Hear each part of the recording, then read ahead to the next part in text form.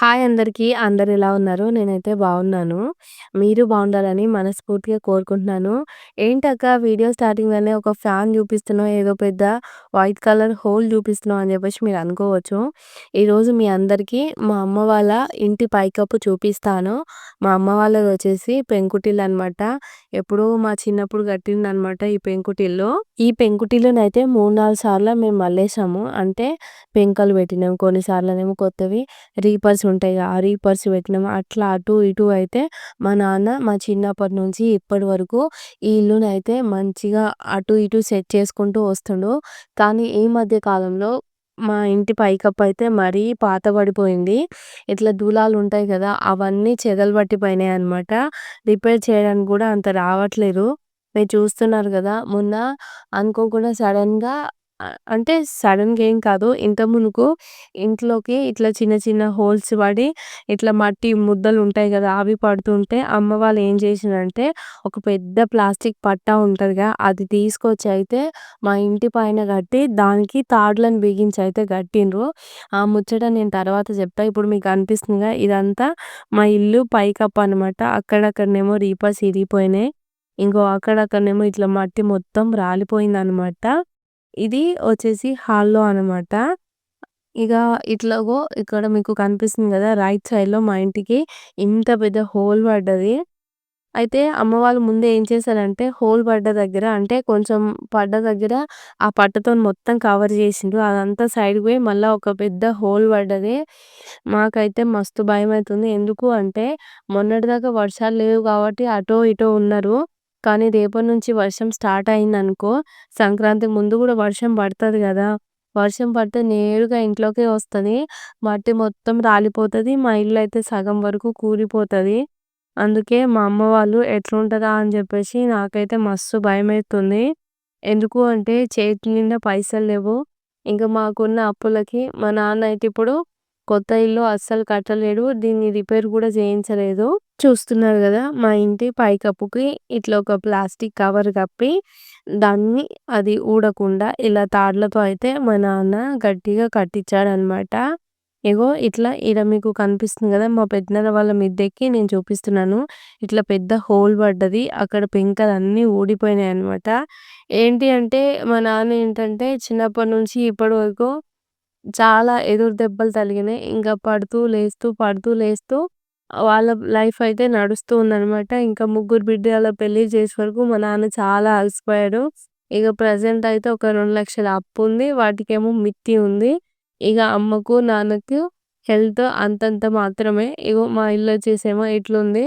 ఏంటి అంటే ఏం జేయకపోయినా గూడా మా ఇంటి పరిస్థితిని జూసి, అమ్మ నాన్నని జూసి అసలెంత బాధయితదంటే ఒకరికి జెప్పినా గూడా అది వాళ్ళకి అర్థం కాదు. ఇది ఏంటి అంటే మనం బాధపడే వాళ్ళకే తెలుస్తుంది. చాలామందయితే ఇట్లా ఇంత నిస్సహాయంగా ఉన్నా గూడా మాకు కావాల్సిన వాళ్ళైతే ఎన్నో మాటలు అంటూనే ఉంటారు.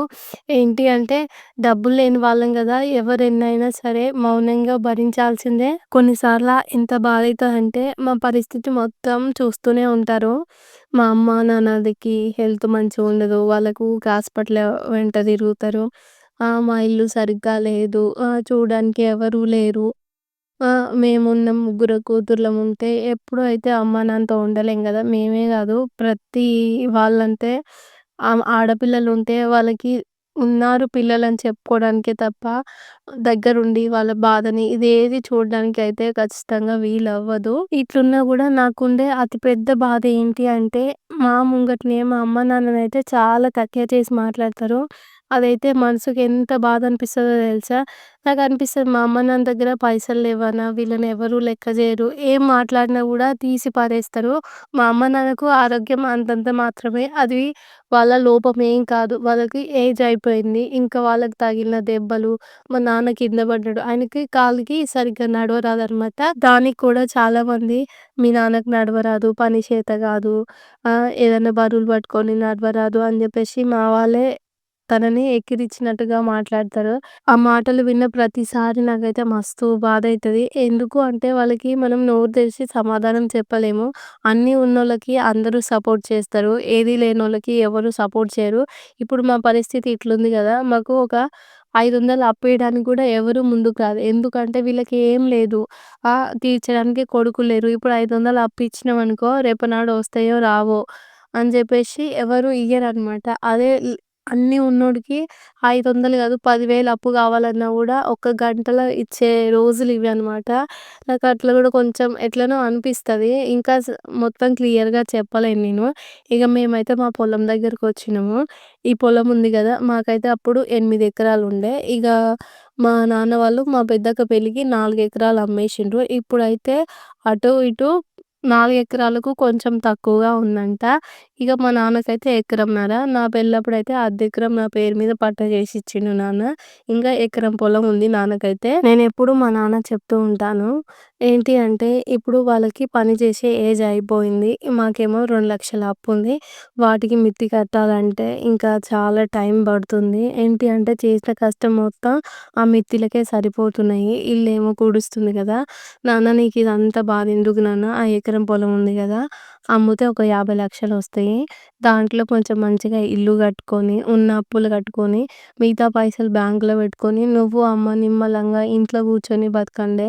మీకు హెల్త్ ఖరాబ్ అయిపోయింది. మీకు పని చేసినా గూడా రోజు ఒక జ్వరం వస్తుందని జెప్పేసి నాన్నకి చెప్పినా గూడా, ఇగ నాన్నేంటి అంటే నేను ఇంతవరకు ఏం సంపాదించి నా పిల్లలకి ఇవ్వలేదు.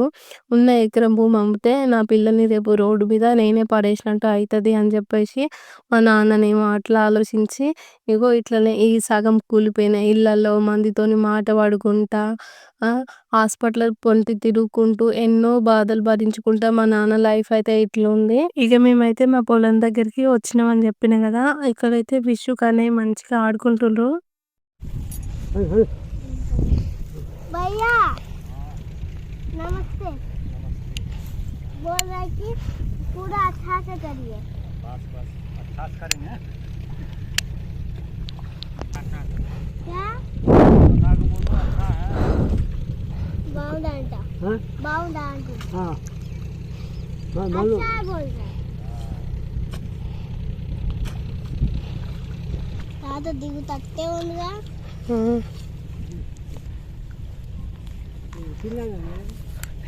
वो बोल रहा है वहाँ पर अच्छा से नीचे काम नहीं किया। अच्छा ठीक है। बिहार में रखे कहाँ पर आता है? बिहार कहाँ पर? हाँ खालगांव खालगांव।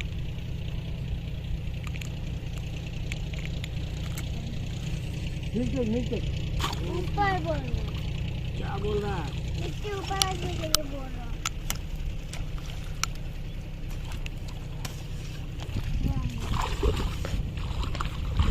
पटको ఏం చేస్తా? मम्मा ఇలా భయమవుతుంది. నా చేతి పట్టుకోవా? నా చేతి పట్టుకో దిగుతా. చిన్నగా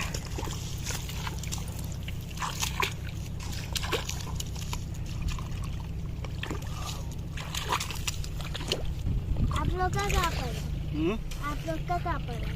गाँव हाँ उधर ही है। कहाँ पर? उधर ही जिधर तू रह रहा है ना उधर ही गाँव है।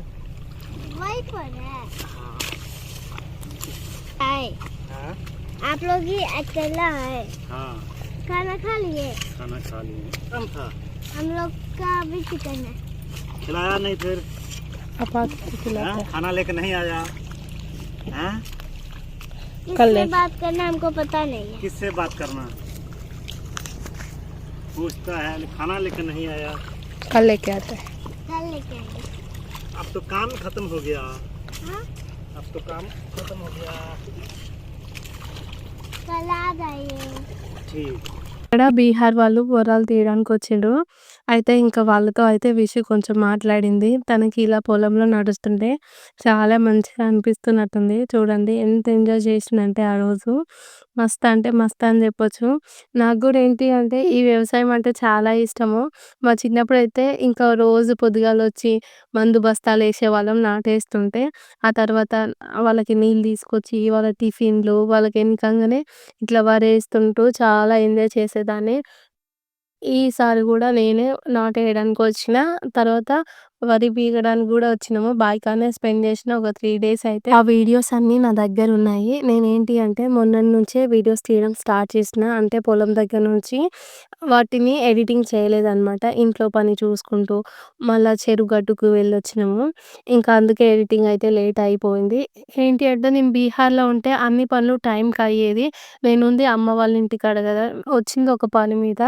అలాంటప్పుడు ఇంట్లో పనులు చేసుకుంటూ ఆ పని, ఈ పని ఉండేసరికి వీడియోస్ అయితే ఎడిటింగ్ కుదరట్లేదు. ఇగ బాయికాడ నుంచి అందరం కలిసయితే ఇంటికొచ్చేసినాం. ఇంటికొచ్చిన తర్వాత అమ్మ షాప్ కాడ కూరగాయలు అమ్ముతున్నా అని చెప్పింది నాకు ఒకరోజు ఫోన్‌ల. అయితే మా అమ్మ ఏమేమి కూరగాయలు తెచ్చి అమ్ముతుందా అని చెప్పేసి చూడడానికైతే వచ్చిన. చూస్తుండు గదా! కొన్ని పచ్చిమిర్చి, ఆనియన్స్, టమాటో, కాకరకాయ ఇదైతే మా నాన్న మొన్న తెచ్చిండంట. ఇప్పటి వరకు కూడా అట్లనే ఉన్నాయి కాకరకాయ, కొంచెం ఆలుగడ్డ, దోసకాయ, చిక్కుడుకాయ. అమ్మ ఏంటి అంటే ఇక్కడ కూరగాయలేమో పోవట్లేదంట. రూ. 10 రావాలి అని చెప్పి ఎవరికైనా అనిపిస్తది గదా! ఆ సామాను ఖరాబ్ జేసుకోకుండా అన్నీ కేజీ, కేజీ తెచ్చి చిన్నగా అయితే అట్లా పోసి అమ్ముకుంటుంది. ఈవినింగ్ వచ్చేసి అమ్మ షాప్‌లో మిర్చీలు చేస్తది గదా! మిర్చీలు గూడా చేసేసింది. ఆ తర్వాత కారపప్పులు. ఇంకా ఇవొచ్చేసి నిన్న మిగిలిన మిర్చి ఉంటాయి గదా! వాటిని కట్ చేసి కట్ మిర్చిలాగా చేస్తారు. ఇవైతే ఇక్కడ చాలా అయితే మంచిగా తీసుకుంటారనమాట. ఇగో మా అమ్మ కూరగాయల బిజినెస్ అయితే ఇంత చిన్నది. దీనివల్ల అమ్మకు రూ. 10 లాభం ఉంటదో, ఉండదో తెలవదు కానీ అమ్మ అయితే ఏదో ఒకటి చేయాలని ఇట్లయితే కూరగాయలు అమ్ముతుంది. ఇగో మా అమ్మ, నాన్న పరిస్థితి అయితే ఇట్లుంది ఫ్రెండ్స్. ఓకేనా మరి ఉంటాను. బాయ్.